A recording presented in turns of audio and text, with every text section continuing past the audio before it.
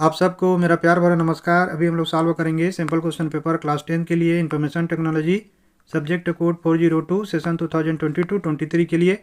इसमें जो maximum time है 2 आवर्स का है, मैक्सिमम मार्क्स 50 है।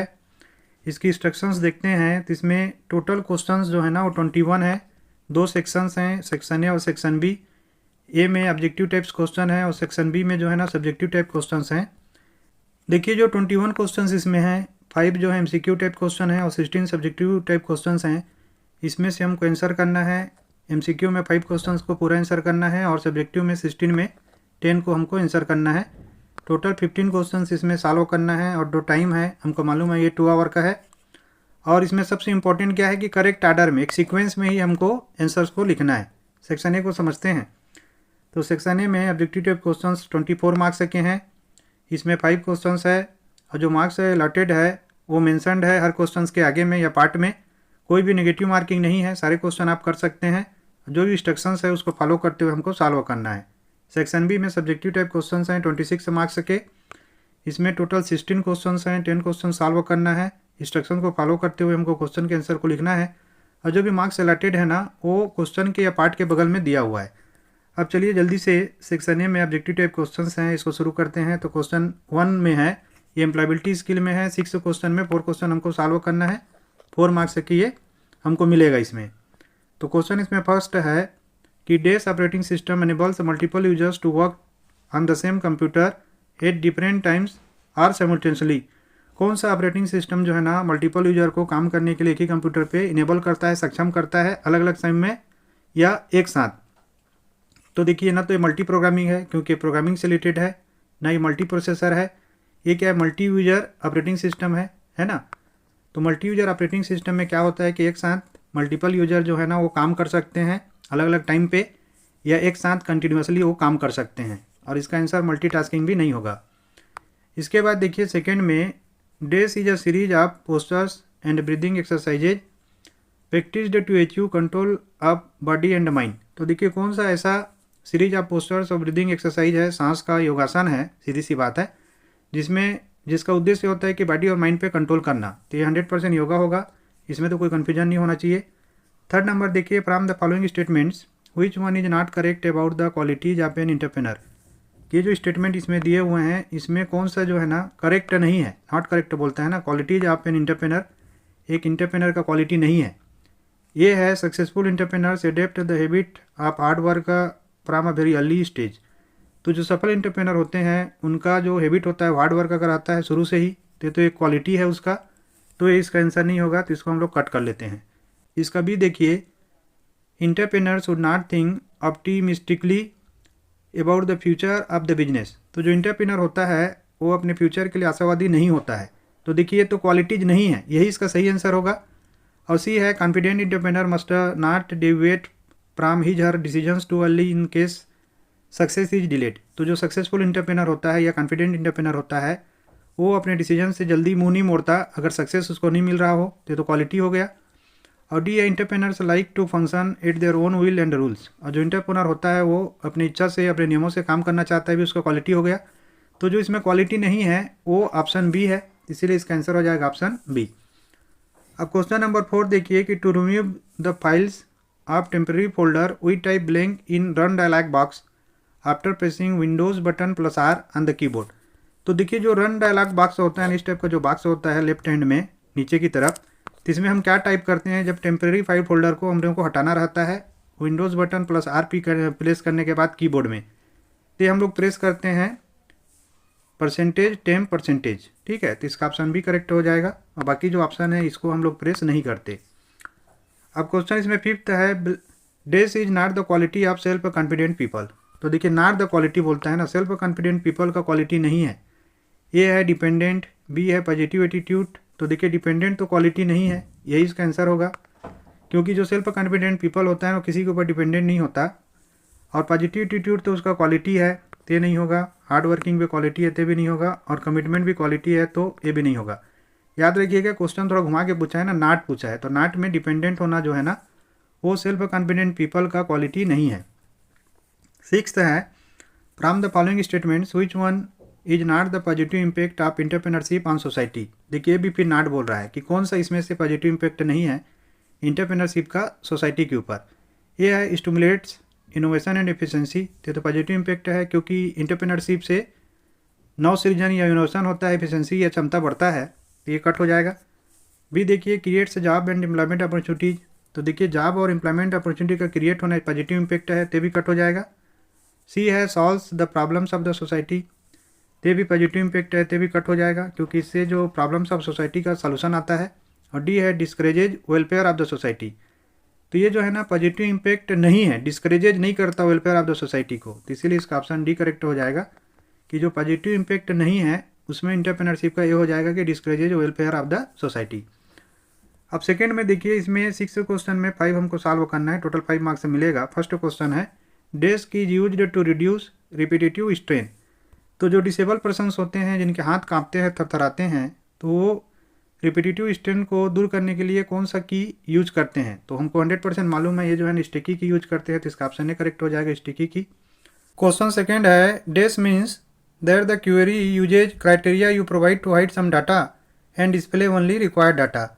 किसका मतलब ये होता है कि जो क्वेरी यूज करता है क्राइटेरिया को, जिसको हम प्रोवाइड करते हैं ताकि कुछ डाटा छुप जाए, हाइड हो जाए, और केवल जो रिक्वायर्ड डाटा है ना वो डिस्प्ले हो। तो इसका आंसर होगा ऑप्शन ए फिल्टरिंग। अब क्वेश्चन इसमें थर्ड है which of the following application is not appropriate to store data about ABC bank customers. तो इसमें से कौन सा जो एप्लीकेशन है वो अप्रोप्रिएट नहीं है कुछ डाटा को स्टोर करने के लिए जो कि ABC बैंक कस्टमर्स का है। ये बोलता है ओपन ऑफिस बेस, तो ये तो एप्लीकेशन जो है ना अप्रोप्रिएट है, तो नहीं होगा। बी है MS एक्सेस, तो भी नहीं होगा। और सी देखिए ओपन ऑफिस राइटर, तो ओपन ऑफिस राइटर जो है ना ये जो है अप्रोप्रिएट नहीं है ABC बैंक के कस्टमर के डाटा को स्टोर करने के लिए, इसीलिए इसके आंसर ऑप्शन सी करेक्ट हो जाएगा। क्वेश्चन नंबर 4 है when you open a new spreadsheet by default it has a sheet named dash which is managed using tabs at the bottom of the spreadsheet. तो बताइए जब आप spreadsheet को open करते हैं तो बाय डिफॉल्ट उसके ऊपर क्या नाम रहता है। तो उसके ऊपर नाम जो रहता है वो होता है शीट 1, है ना, ये आपको अच्छे से मालूम है, तो इसका आंसर हो जाएगा शीट 1। क्वेश्चन 5 है in a word processor this option is selected for a scaled resizing of an image. तो जो वर्ड प्रोसेसर होता है उसमें कौन सा ऑप्शन यूज किया जाता है स्केल्ड रिसाइजिंग करने के लिए एक इमेज का, तो होता है कीप रेशियो। तो इसका आंसर हो जाएगा option be keep ratio. Original size ये नहीं होता, इमेज साइज भी नहीं होता और रिलेटिव भी नहीं होता। क्वेश्चन 6 है multiple copies of the same file leads to.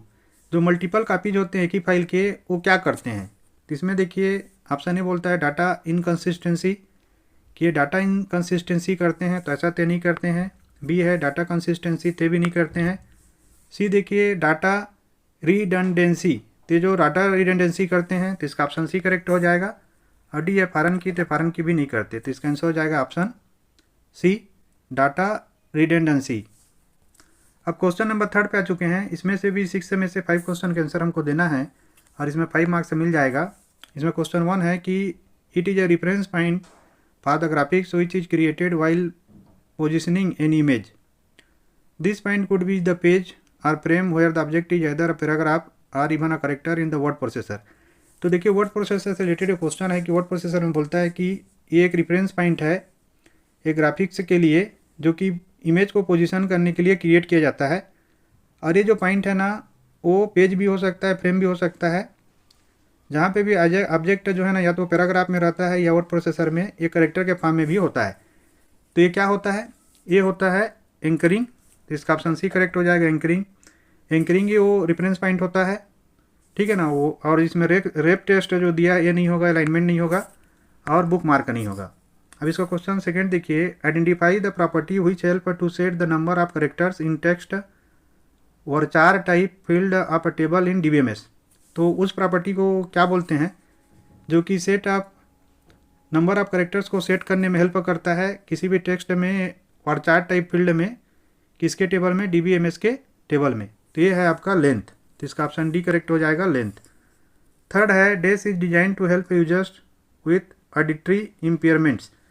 जिनको सुनने में परेशानी होता है तो किस चीज़ का डिज़ाइन किया गया है ताकि वो जो यूजर है उनको हेल्प हो जाए। तो इसका आंसर बहुत ईजी है, बताइए। ये है साउंड सेंट्री, है ना, क्योंकि साउंड में उनको प्रॉब्लम होता है, तो ऑप्शन ए हो जाएगा साउंड सेंट्री। तो इसके ऑप्शन ए में टिक लगाएंगे। क्वेश्चन 4 है स्टेट वेदर ट्रू और फॉल्स, इसमें ट्रू फॉल्स बताना है। It is not possible to create a default template in a word processor, कि वर्ड प्रोसेसर में एक डिफ़ॉल्ट टेम्पलेट क्रिएट करना पॉसिबल नहीं है। तो हमको मालूम है कि ये पॉसिबल है, इसीलिए क्या हो जाएगा, फॉल्स हो जाएगा। तो इसका ऑप्शन भी करेक्ट होगा, फॉल्स। देखिए, reviewers and authors can add their blank to explain their changes in the cell of spreadsheet. तो रिव्यूअर्स और ऑथर्स जो है ना, क्या ऐड कर सकते हैं इसमें, डेस में हमको बताना है, ताकि जो सेल ऑफ स्प्रेडशीट है उसमें जो चेंज है ना उसको एक्सप्लेन कर सकें। तो ये है कमेंट्स, है ना, जो भी रिव्यूअर्स होते हैं और ऑथर्स होते हैं वो कमेंट कर सकते हैं ताकि जो चेंज है उसको एक्सप्लेन कर सकें। तो इसका ऑप्शन ए करेक्ट हो जाएगा, कमेंट्स।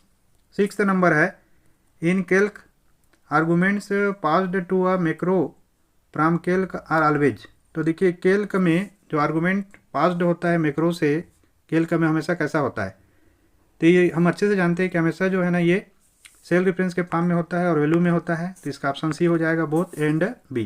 क्वेश्चन 4 है, answer 5 out of the given 6 questions. तो 6 में से 5 क्वेश्चन सॉल्व करना है। फर्स्ट है कि identify the website that offer offline blog service for free. कौन सा ऐसा वेबसाइट है जो ऑफर करता है ऑफलाइन ब्लॉग सर्विस को फ्री में। पहला है ब्लॉग डेस्क, बिल्कुल ब्लॉग डेस्क तो ऐसा ऑफर करता है, हम अच्छे से जानते हैं। दूसरा है क्यूमना, तो क्यूमना भी ऑफर करता है। और सी है वर्ड प्रेस, तो वर्ड प्रेस ऑफर नहीं करता। तो इसका ऑप्शन हो जाएगा option D, both and B. Second question देखते हैं, John has written a book consisting of 15 chapters.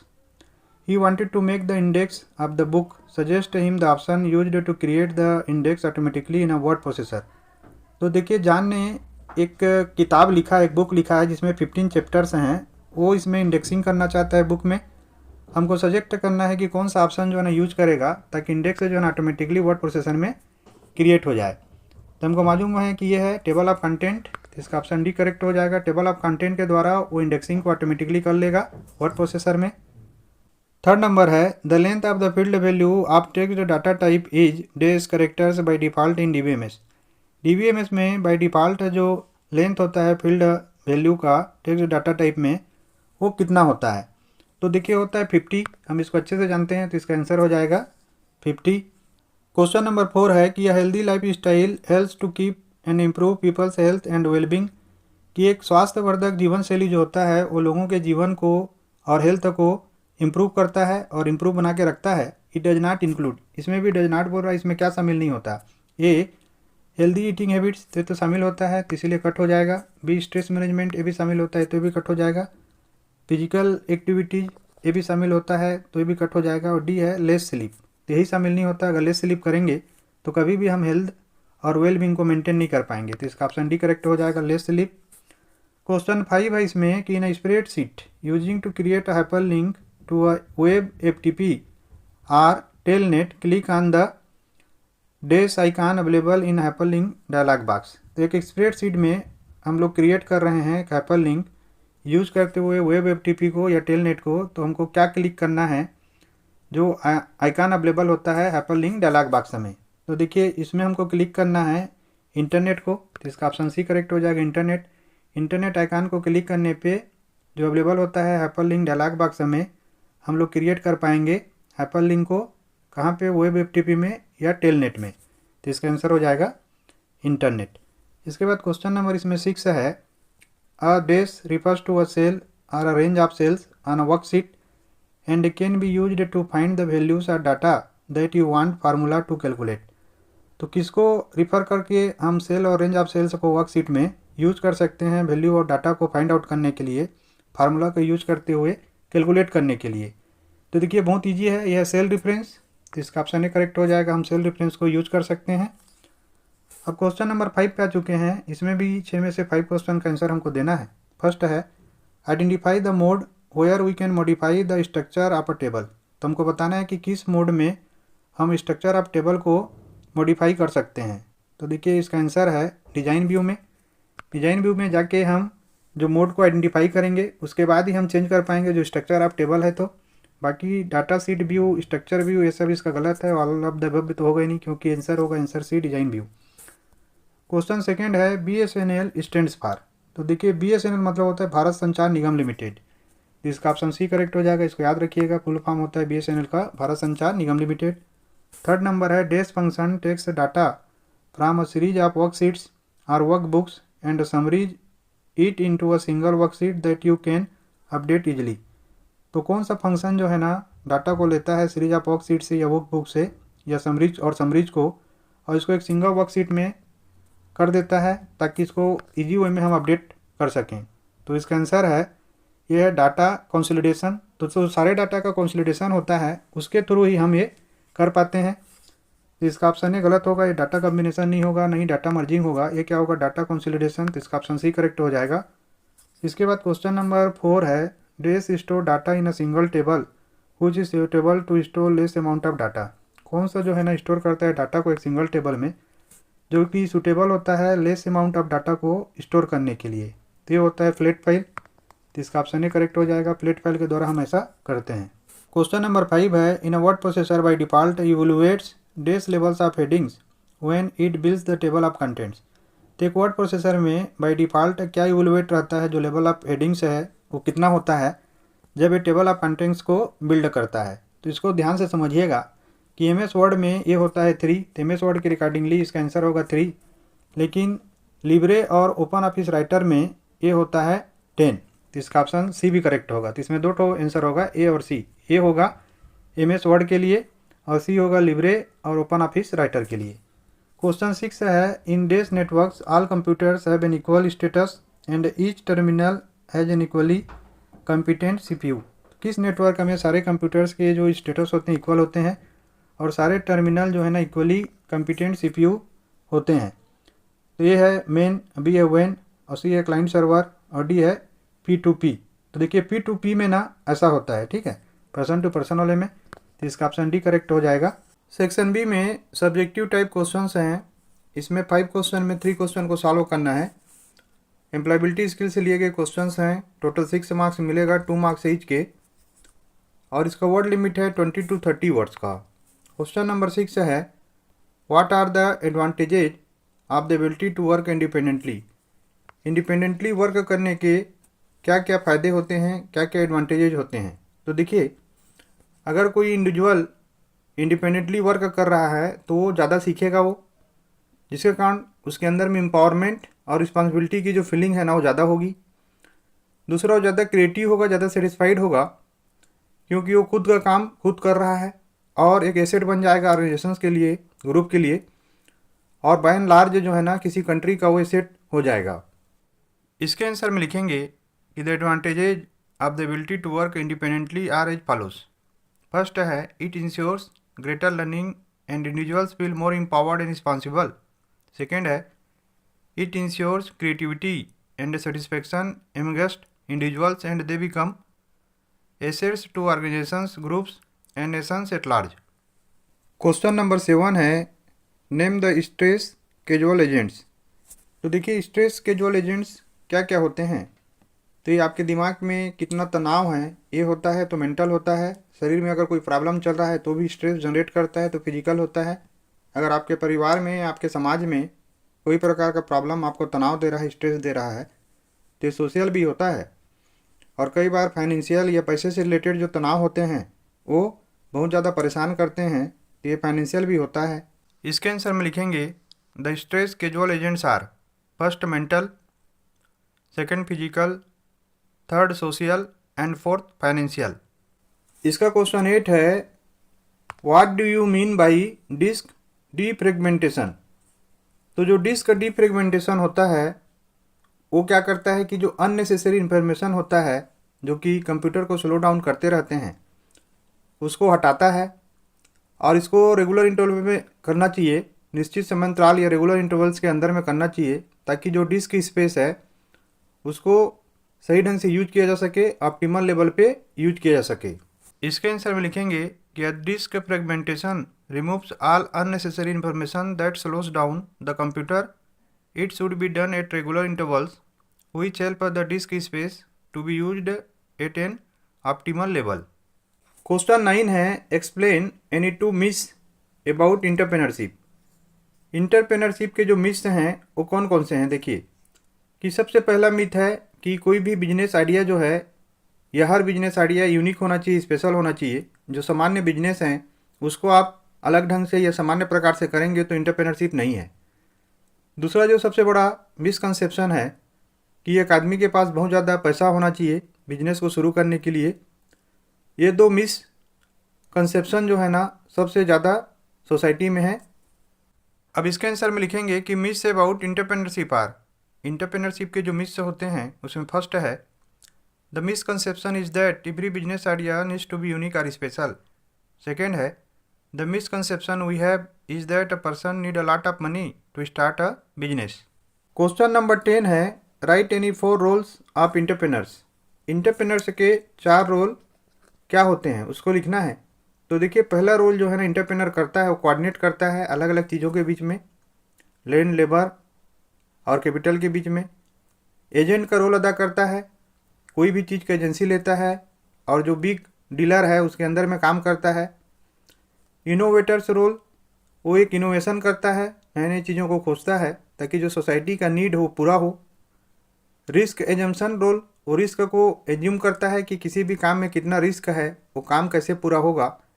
ये सारे जो रोल्स हैं ना वो एंटरप्रेन्योर करता है। इसका आंसर लिखेंगे any 4 roles of entrepreneurs are first coordinating role, second agents role, third innovators role और fourth risk assumption role. Next part में 6 में से 4 क्वेश्चन सॉल्व करना है। 20-30 वर्ड लिमिट है और इसमें टोटल 4 क्वेश्चन में 2 मार्क्स करके 8 मार्क्स मिलेगा। क्वेश्चन नंबर इसमें 11 है state any 2 purposes of using templates in a word document. कि वर्ड डॉक्यूमेंट में जो टेम्पलेट्स यूज करते हैं उसके क्या 2 पर्पज या उद्देश्य होते हैं उसको इसमें लिखना है। अब इसके आंसर में लिखेंगे कि जो टेम्पलेट को यूज करते हैं उसका पर्पज होता है समय बचाना, क्योंकि ये प्री डिजाइन डॉक्यूमेंट होता है। इसको बाकी डॉक्यूमेंट भी बहुत तेज़ी से हम बनाने के लिए कर सकते हैं यूज। तो इसके आंसर में लिखेंगे कि the purpose of using templates is first है to save the time, second है it is a pre design document you can use to create documents quickly without having to think about formatting. Question number 12 है mention any 2 operations that can be performed using macros in a spreadsheet. इसमें हमको बताना है कि कौन से 2 operation perform किए जाते हैं मैक्रोस को यूज करते हुए स्प्रेडशीट में। अब इसके आंसर में लिखेंगे कि macros are used to perform different types of operations in a spreadsheet. तो देखिए स्प्रेडशीट में मैक्रोस जो है अलग अलग प्रकार के कामों के लिए यूज किए जाते हैं। पहला है सॉर्टिंग डाटा को सॉर्ट करने के लिए। सेकेंड है applying any mathematical functions formulas, और जो मैथमेटिकल फंक्शंस होते हैं फार्मूलाज होते हैं उसको भी अप्लाई करने के लिए मैक्रोस को यूज किया जाता है किसमें, स्प्रेडशीट में। क्वेश्चन 13 है what do you mean by hyperlinks in spreadsheets. Spreadsheets में हाइपरलिंक का क्या मतलब होता है उसको इसके फर्स्ट पार्ट में लिखना है। सेकेंड में है कि give the 2 types of hyperlinks that can be used in spreadsheets. हमको 2 टाइप के हाइपरलिंक्स को बताना है जो कि स्प्रेडशीट्स में यूज किए जाते हैं। इसके आंसर में लिखेंगे कि hyperlinks can be used in Calc to jump to a different location from within spreadsheet and can lead to other parts of the current file to different files. तो जो hyperlinks होते हैं use किए जाते हैं Calc में एक ही spreadsheet के डिफरेंट लोकेशन में जंप करने के लिए, या करेंट फाइल के दूसरे लोकेशन में जाने के लिए, या करेंट फाइल से डिफरेंट फाइल के पार्ट में जाने के लिए। It can be stored within a file as other relative और एब्सोल्यूट हाइपरलिंक्स, और इसको स्टोर किया जा सकता है फाइल के अंदर में ही रिलेटिव के रूप में या एब्सोल्यूट हाइपरलिंक्स के रूप में। क्वेश्चन नंबर 14 है list numeric and alpha numeric data types in open office base. Open office base में हमको लिस्ट बनाना है न्यूमेरिक और अल्फा न्यूमेरिक डाटा टाइप्स के। इसके आंसर में लिखेंगे जैसे कि हमको मालूम है कि जो न्यूमेरिक डाटा टाइप्स होते हैं उनमें टाइनी इंट होता है, स्मॉल इंट होता है, इंटीजर होता है, बिग इंट होता है, डेसिमल होता है, रियल, फ्लोट, डबल और बुलियंस होते हैं। उसके बाद alphanumeric data types are, इसमें लिखेंगे 4 फिक्स होता है, वर्चार होता है, varchar ignore case and long varchar memo होता है। क्वेश्चन नंबर 15 है differentiate between filter keys and toggle keys in Microsoft Windows. Microsoft Windows में हमको डिफरेंशिएट करना है, अंतर बताना है फिल्टर कीज के साथ में टॉगल कीज का। अब इसके आंसर में लिखेंगे कि filter keys is an accessibility function that tells the keyboard to ignore brief or repeated keystrokes making typing easier for people with hand tremors. तो जी के जिनके हाथ में प्रॉब्लम होता है उन लोगों के लिए टाइपिंग ईजी बनाने के लिए जो फिल्टर कीज होते हैं वो एक एक्सेसिबिलिटी फंक्शन के रूप में काम करते हैं, जो कि कीबोर्ड को बताते हैं कि इग्नोर कर दे कुछ छोटी छोटी बातों को या रिपीटेड की स्ट्रोक्स को। इसके बाद टॉगल कीज देखिए। Toggle keys is an accessibility function which is designed for people who have vision impairment और कॉग्निटिव डिसेबिलिटीज। तो जो लोग देखने में जिनको प्रॉब्लम होता है और जो कॉग्निटिव डिसेबिलिटीज से रिलेटेड लोग होते हैं, उनके लिए टॉगल की जो है एक एक्सेसिबिलिटी फंक्शन के रूप में काम किया जाता है और इन्हीं लोगों के लिए इसको डिजाइन किया गया है। Toggle keys is turn on computer emit sound cues when the locking keys caps lock, num lock और स्कॉलर लॉक आर प्रेस्ड। तो जो टॉगल कीज होते हैं ना, वो अपने आप टर्न ऑन हो जाते हैं जब कंप्यूटर एमिट करता है साउंड क्यूज़ को। जब हम लॉक कीज लगाते हैं, जैसे कि कैप्स लॉक है, न्यूमेरिक लॉक है, स्कॉलर लॉक है, उसको जब हम प्रेस करते हैं तो। क्वेश्चन नंबर 16 है, इन हुई situation online shopping could be useful, right any two popular e commerce websites. किस सिचुएशन में ऑनलाइन शॉपिंग जो है ना यूजफुल होता है, दो फेमस ई कॉमर्स वेबसाइट्स का नाम इसमें लिखना है। अब इसके आंसर में लिखेंगे, देखिए, online shopping could be useful in situations when. Online shopping जो है ना कब यूजफुल होता है, किस सिचुएशन में। फर्स्ट है, a customer does not have sufficient time to visit stores, कि एक कस्टमर के पास जो है ना स्टोर जाने के लिए ज़्यादा समय नहीं होता, तब ऑनलाइन शॉपिंग बहुत यूजफुल होता है। और सेकेंड है, visiting a store is more expensive than purchasing a product online.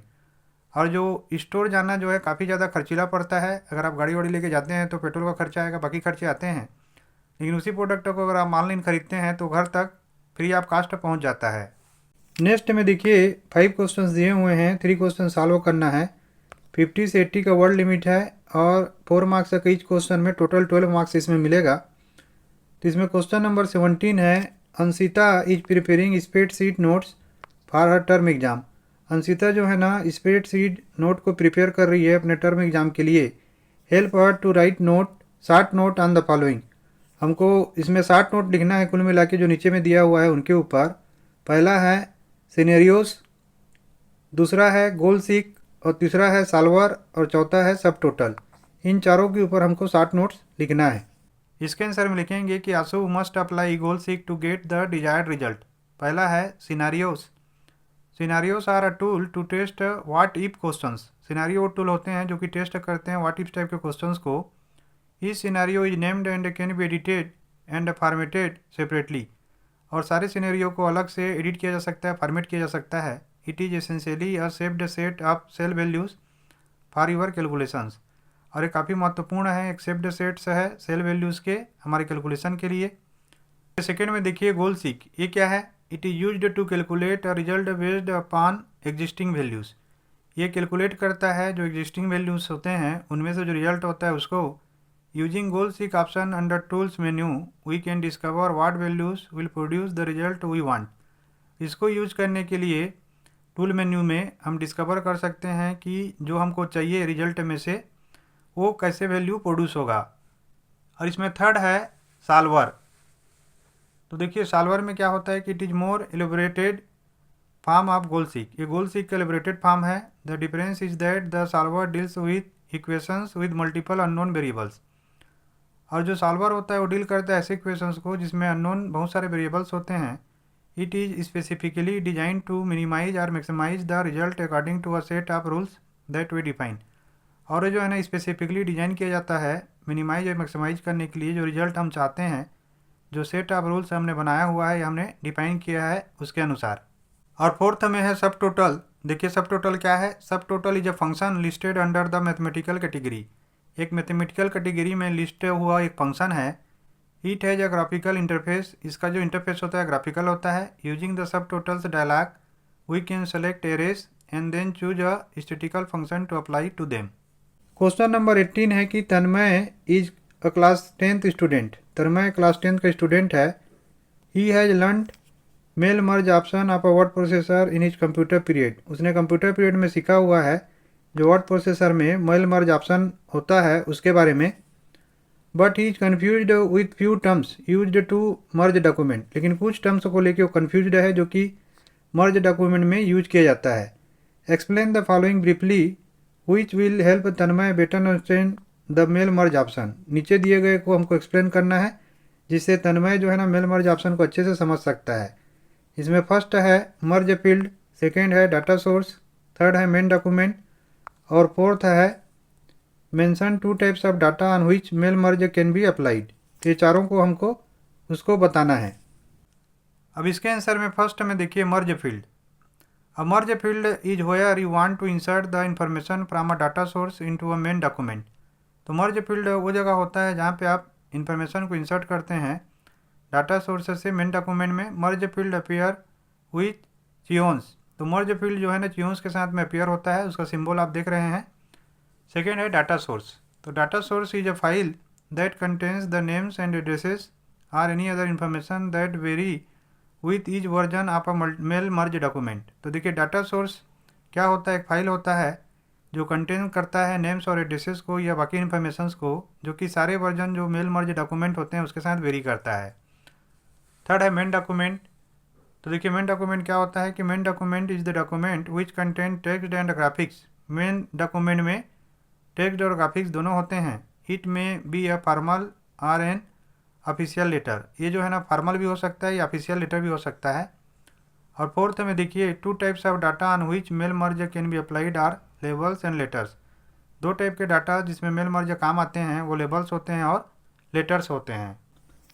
Question number 19 देखिए, बोलता है consider the following table sales. इसमें एक टेबल दिया हुआ है जो कि सेल्स के ऊपर है।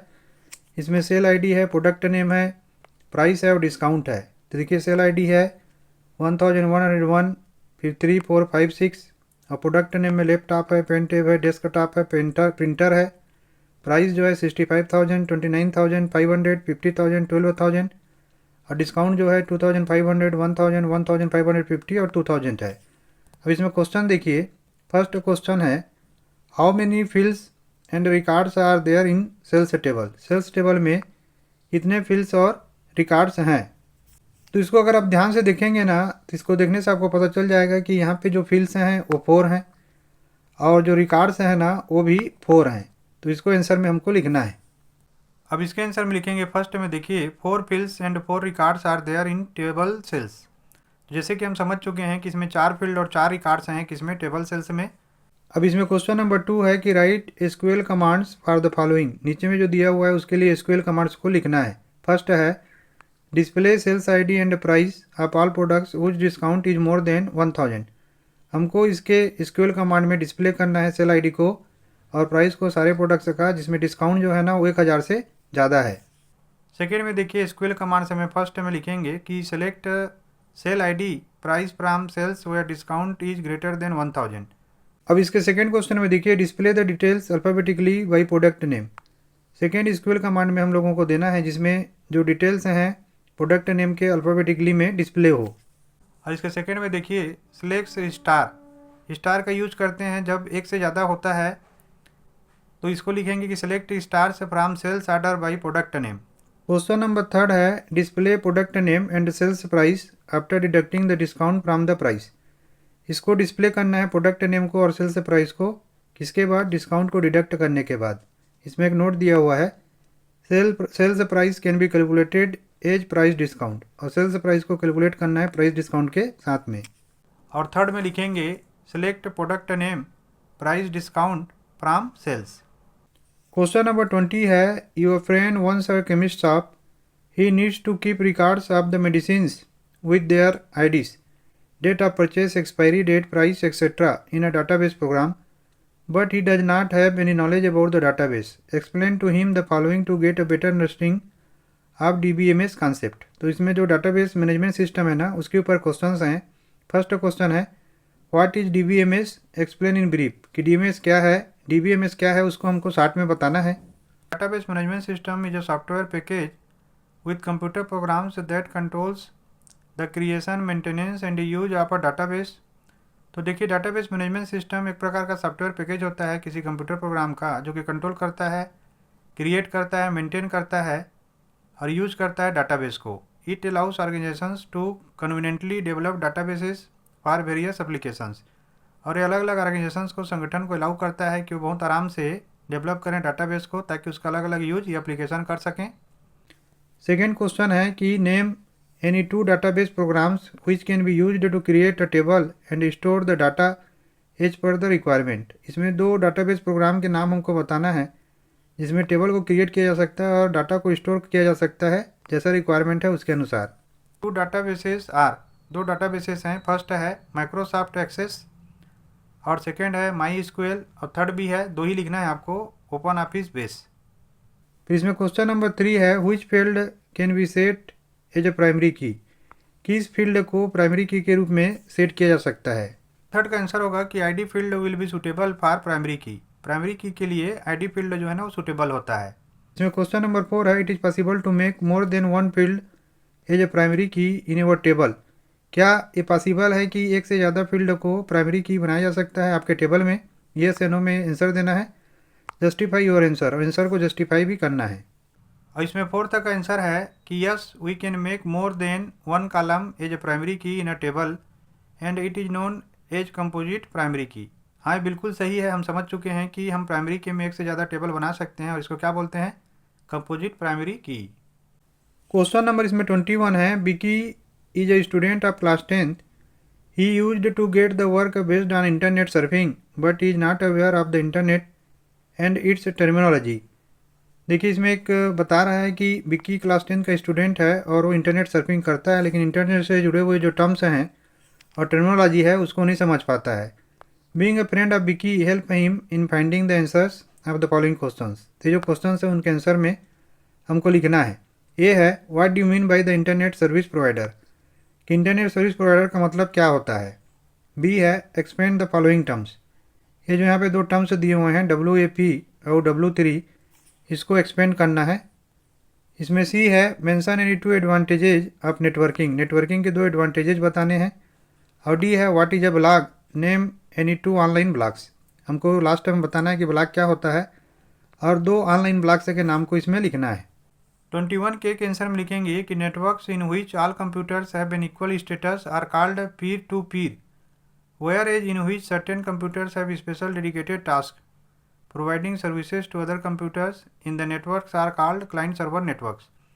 तो देखिए नेटवर्क्स में सारे कंप्यूटर अगर इक्वल स्टेटस रखते हैं तो इसको पीर टू पीर बोला जाता है, जबकि कुछ ऐसे स्पेशल कंप्यूटर्स होते हैं जिनका काम जो है ना बहुत ही ज़्यादा डेडिकेटेड होता है सर्विस प्रोवाइड करने के लिए बाकी कंप्यूटर्स को जो कि नेटवर्क में होते हैं, इनको क्लाइंट सर्वर नेटवर्क्स बोलते हैं। अब इसके फुल फॉर्म में देखिए फर्स्ट में WAP होगा वायरलेस एक्सेस पॉइंट और सेकंड जो है WWW बहुत ईजी है, वर्ल्ड वाइड वेब।